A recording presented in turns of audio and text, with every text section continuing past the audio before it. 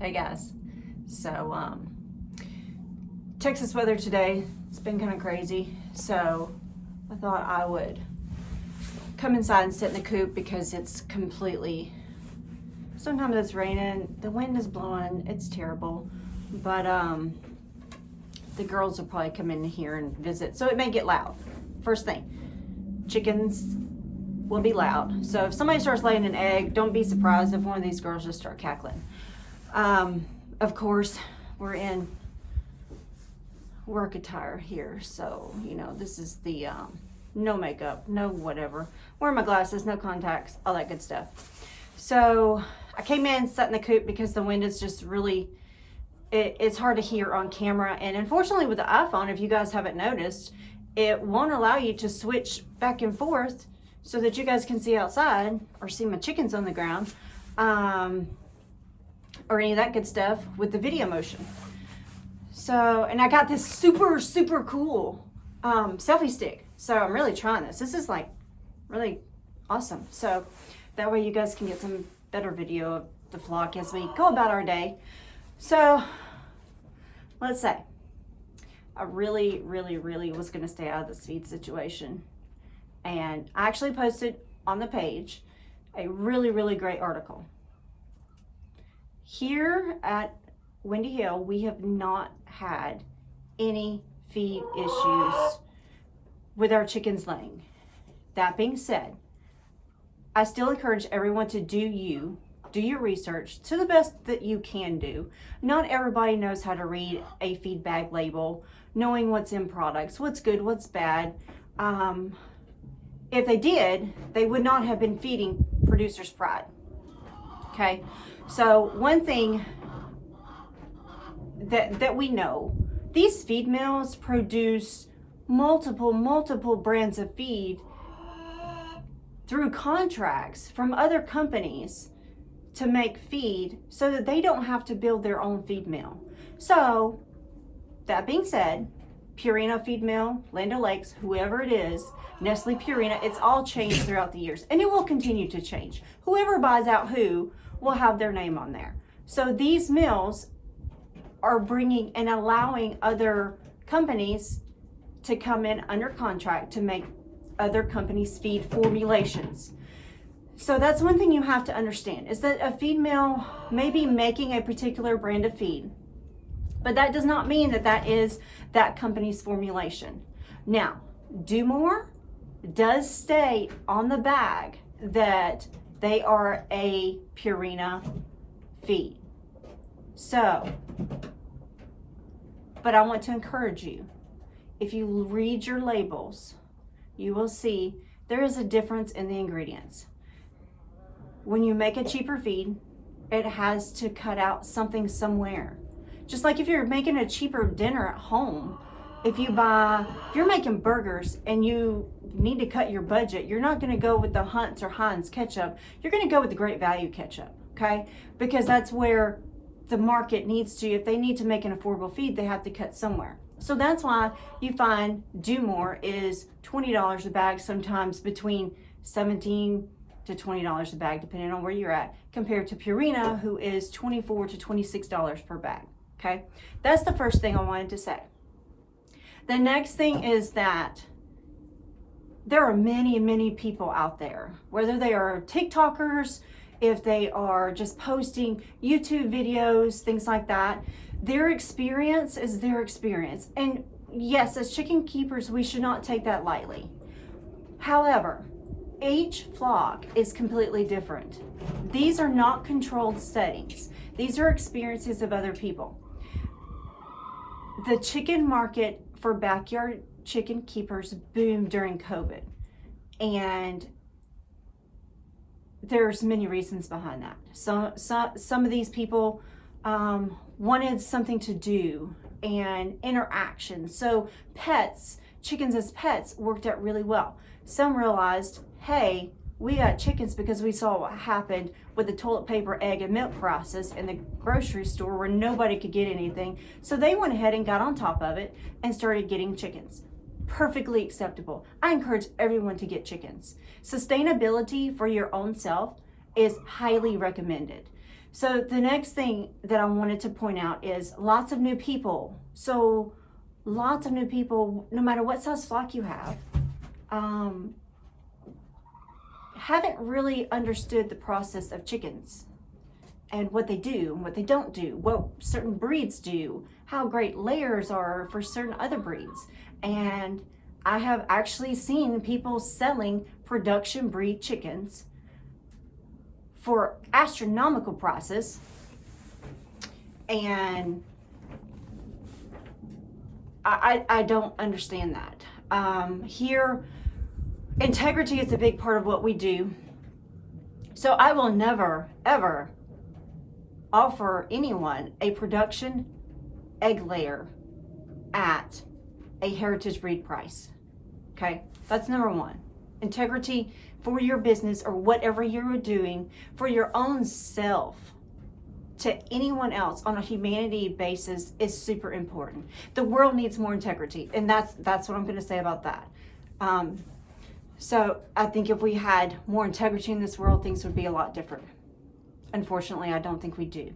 And the only way we can do things to make it better is to start within ourselves. Raise our children with integrity, honesty, and commitment, and hardworking children. So those of us that are not in big leadership roles, the smallest things that you think are that you can do could make a big change in this world. So start with yourself for one.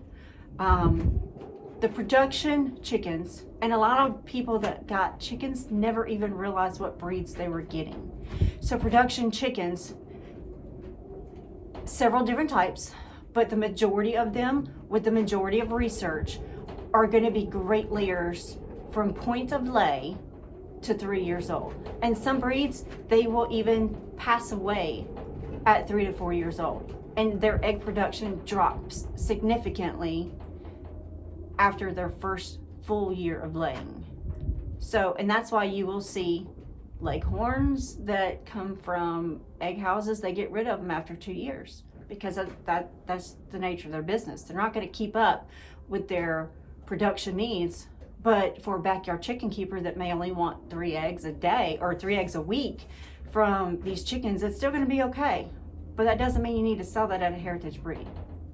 So the reason I brought up that is because 2 years ago, when everybody got chickens for COVID, and now those production breeds that they bought are reducing their egg production,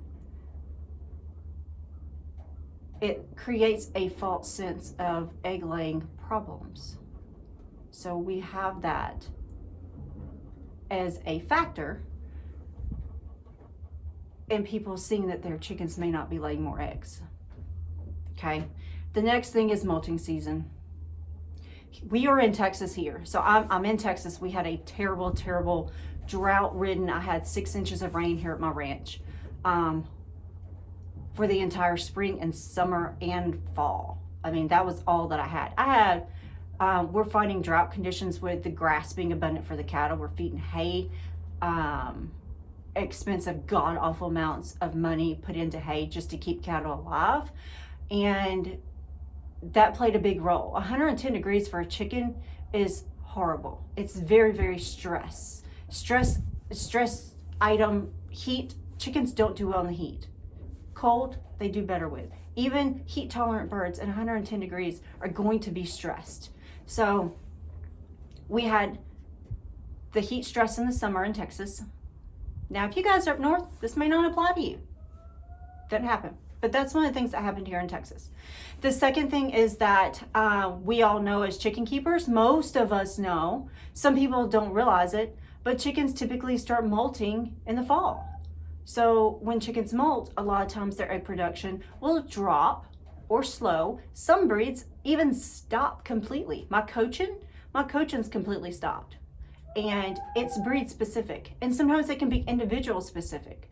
So these little guys, no matter what breed they are, they're an individual. Their little bodies can differ in how feathering processes work and egg laying. So when molting happens, the body is using the protein that they normally use for egg making for feathering process. It is a natural process that God designed for these birds and to get them prepared. Now, Texas has went through some days it's an Arctic blast and it is 7 degrees with 40-mile-an-hour winds.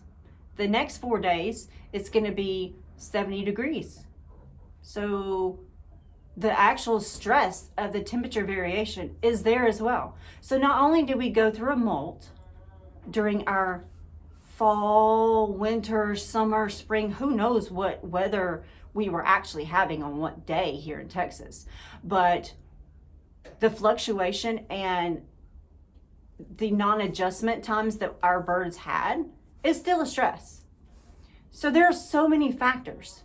None of this is controlled to tell you. There's no actual research that actually says what formulations are doing what minerals are doing what that is in these feeds. So I want people to understand when people are giving you their experiences with what's happening, that's okay. But be cautious. Don't just change something because somebody said so. I want you to do your own research. And think about these things with birds. Was your flock stressed? Was your flock a certain breed? Did your flock go through a molt? Did they molt at different times to where one molted early, one molted, I've got one molting right now. It's way past molting season, but she decided to molt now. So she's obviously not laying. So did you have bad weather? Did you add new birds? Those are stress factors that happen with chickens. Did you have a predator incident? That can happen. That stresses birds to reduce the actual laying process. So stress is a big factor. Did you go through a upper respiratory disease? Do you have intestinal parasites? Do you have external parasites like mites and lice? Is there new birds that you got that created the stress? And then also now they're laying their eggs, but they have laid them somewhere else and you don't know about it. Is your flock a free range flock? Is your flock a completely contained flock? I personally think that my birds are happier free ranging. Most of my flock are heritage breeds, but they are also heavy foragers. And that's what our goal was originally with chickens. So do you have a free ranging personality bird that you're keeping contained, keeping it stressed? Do you have other birds in your flock stressing a particular one? So many variables, so many differences. So those are things to keep in mind when people are saying, oh, well, I did this. Now, I will say, and I'm trying to think of how to say this nicely. That's the thing. I am not a professional. I am not a nutritionist. I have been a veterinary technician in veterinary medicine for 22 years and retired to run the ranch, run the things, do the things that I can do personally with my own ranch and chickens and animals and farm and garden and sustainability. So I have a little bit of knowledge of reading nutritional labels and calculating energy requirements, but I'm still not a professional. And I've been in medicine, animal medicine, farm animal medicine, small animal medicine for most of my entire life. But I encourage, like I said, I'm trying to really say this nicely. If you are feeding producer's pride, it's terrible. Absolutely, absolutely terrible. I don't care if it was made in the Purina Mills factory. I don't care if it is a formulation of Purina Mills on the cheap, dirt cheap, penny budget. It's crap. It is. I wouldn't feed it to my goats. I wouldn't feed it to my horses. Sure won't feed it to my cattle. And I sure ain't going to feed it to my chickens. So, read about the nutrient requirements of whatever you're feeding animal-wise. And then start doing your research. I hope I said that kind of nice. I'm trying to do this nicely. The second thing is that a lot of people are going to their local mills to buy feeds now. Got a lot of seconds in this video, didn't I? So people are going to their local fields. We have their local mills. We have Bryant Cattle Company or Bryant Company Feed Company. I don't know what it is. There is Sabine Valley. And one of the things that I can say, Sabine Valley actually has a veterinarian on staff that does the feed formulations. Kudos. That's a big deal. Bryant, the research I did on Bryant, has no one. They're just throwing stuff in vaults and vats and mixing up whatever percentage that they can get. And I assume they're testing it to know how much protein or whatever is in whatever they're making. But be cautious. If you're going to a local mill, research to make sure they have a nutritionist on staff. And some of these guys have college degrees, I have saw. But none of them had any degrees or training, formal training, not just a 3-week seminar on nutrition. And that's one of the reasons I use Purina. That's one of the reasons I stick with those guys, is because I am not a nutritionist by far. And I guarantee you the majority of backyard chicken keepers are not even nutritionists either. And they even have a hard time reading a nutritional label that's on a bag of feed. So stick with somebody that has a product, that has a nutritionalist on staff that's developing these feeds. I don't ferment my feeds. I will not make my feeds because I'm not a nutritionist. So why would I make something that I have no idea how to make? It's like cooking your dog's food. Have you researched exactly how much nutrient and then being able to test that particular product that you made to make sure it actually contains the amount of nutrients that that dog needs? Rachel Ray is one of them. Rachel Ray Dog Food, cooked up in her kitchen. She's a great chef. I have no problems with that. But when you start cooking up dog food and you start cooking up things at your house, you have no way of actually laboratory testing that product to make sure that it is what it says it is, and that you know exactly what to put in by the nutritional needs of whatever animal you're making feed for. Even in cattle, we have feeds tested for our cattle. We have nutritionists on board to help if we ever have to mix a feed. And most of them will come through the veterinarian aspect. So there's a big concept I think everybody's missing. The next thing is, and this could be a little snotty saying it this way. If anybody knows me personally, you guys know I'm black and white kind of person.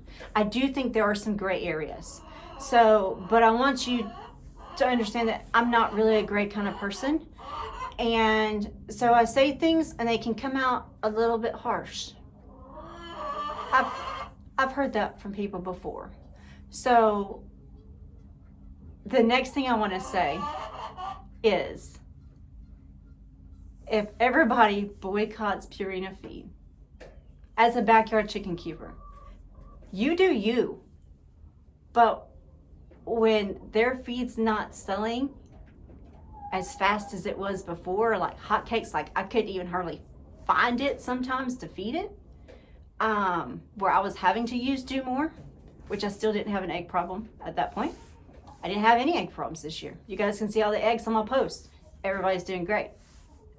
So when you guys decide to do and stop using these feeds, when the demand is going down, what happens when demand for something goes down? The cost is going to get better. So that cost is also going to come down. So what's going to happen is you guys are making my life a lot easier. So I still have faith in Purina. I will still continue to use Do More whenever I can't find my Purina product.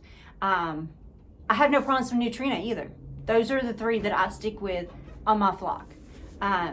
Personally, if I could choose what to feed my entire ranch, I would go with an ADM feed for my chickens, a ADM textured cattle feed for my cattle. I'd stick with Sweet Pro tubs for my cattle and Sweet Pro tubs for my horses, ADM feed for my horses, and Danco alfalfa for my horses and cattle is what we're using right now. So I am a big proponent. The veterinarian nutritionist who developed ADM did a great job, in my opinion. But I'm not a nutritionist, but I think he's doing a good job. ADM, unfortunately, is not available anywhere near my area. So we make do. But if everybody stops using Purina, that's going to make it cheaper on my budget. Because when they lowered that price, that's going to be so beneficial for me. So y'all are doing me a big service. The next thing I wanted to point out is daylight. Last concept on the list. Daylight is a big proponent. It's like God's switch to tell our chickens it's time for a break, because he needs their body to rest.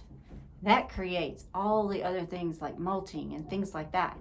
What's happened within the last month, daylight has increased by a few seconds each day. Up to now, we have increased to 15 to 20 minutes over the last 2 months. So that's why you see eggs, everybody's producing eggs right now. So, but a month ago,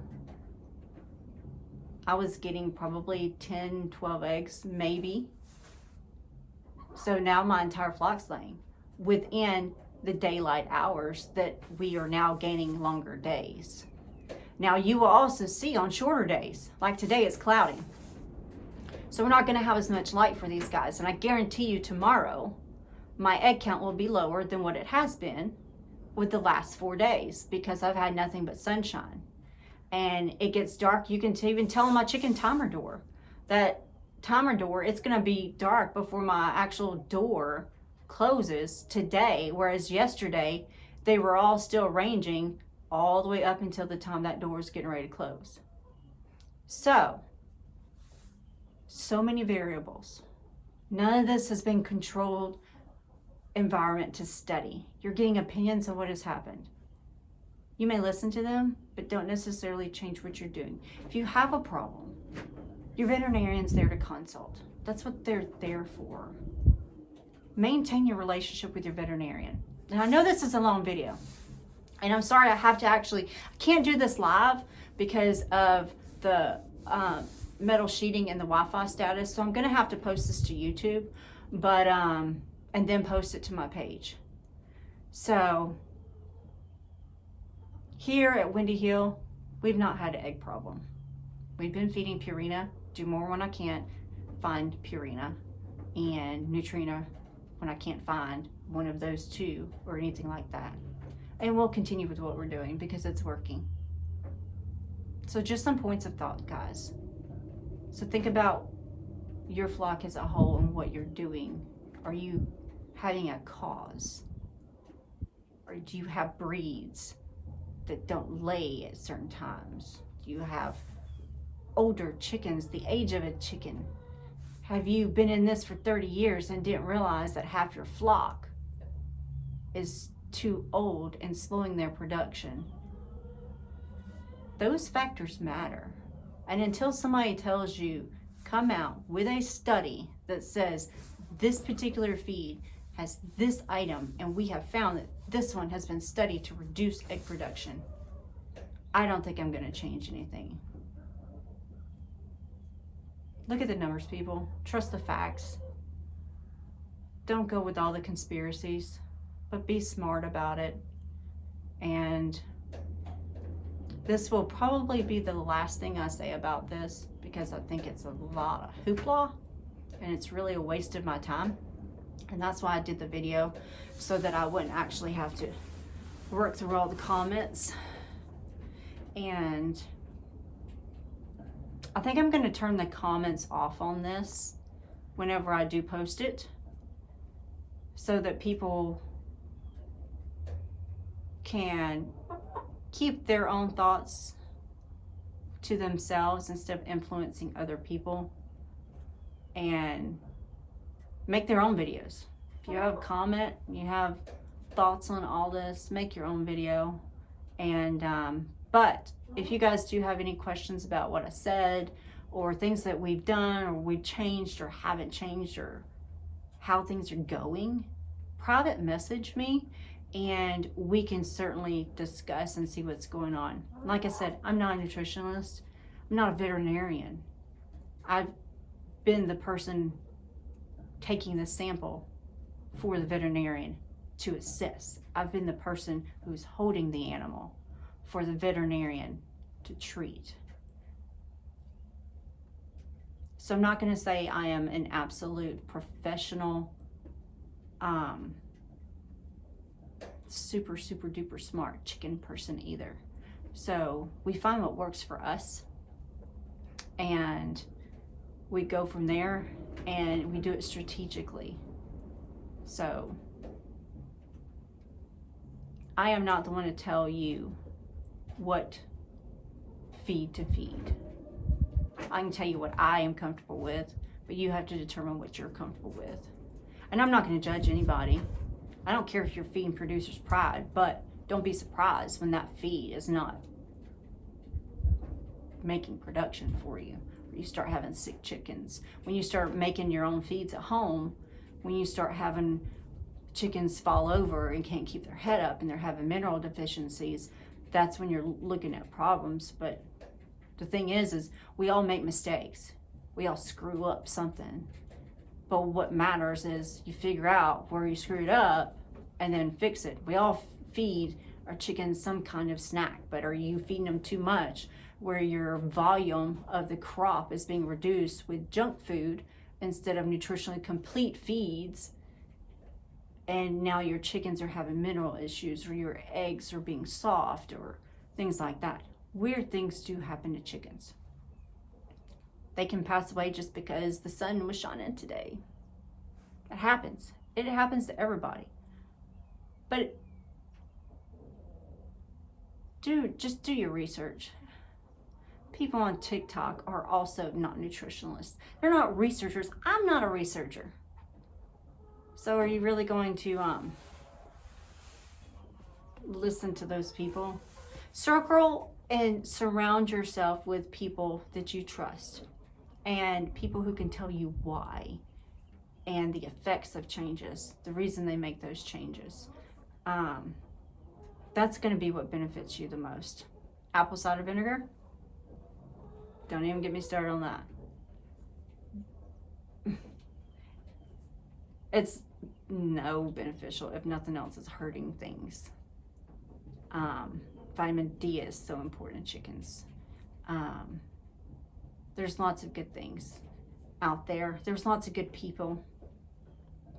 One of the people that I trust is, number one, going to be my veterinarian. Number two is the chicken chick. I will say, coming from a veterinary background, her book, her blog, her website, the things that she has said has been spot on from a medical standpoint that I have learned in veterinary medicine. So the things that she posts and the information on her sites, I have found to also be true and backed up through medicine. So that's how I surround myself. Just because our grandpa did it that way for years and years doesn't mean that it's the right way. And the things that we're doing right now will probably not be the right way 20 years from now. So just keep that in mind. And it's through trial and error. If it doesn't work, change it. If it's working, keep doing it. And like I said, if you guys, I'm going to probably turn the comments off on this, but if you have any questions, private message me. Those of you that have my phone number, feel free to text me, call me. We'll talk chicken stuff. But I'm going to go back inside the actual nice warm house instead of out here in the windy, cloudy, nasty, rainy day, because the next few days it's going to be nothing but icy rain, which is also going to stress our chickens. because they're not going to be happy, even though their door's open because they want to be inside. They would rather be outside arranging. So, and like I said, won't have as much daylight, so my egg production's probably going to decrease, don't you think? Oh my goodness, little rooster fight out there. So, you guys enjoy your weekend. I do apologize. This video is so long, but this is the last time I will comment on that feed conspiracy, because hurting the backyard chicken keeper, the small amount of us that's actually out there, is really going to get in the way of those big production plants, right? We are not putting out enough eggs on the market to individual homes to hurt a grocery store producer, large egg producing farm. And most of you know that when it's not an egg situation, you can barely give your eggs away. So how are we going to really hurt those large plants? You guys have a great weekend. Enjoy your chickens, enjoy your flock, and I hope everything goes well for you.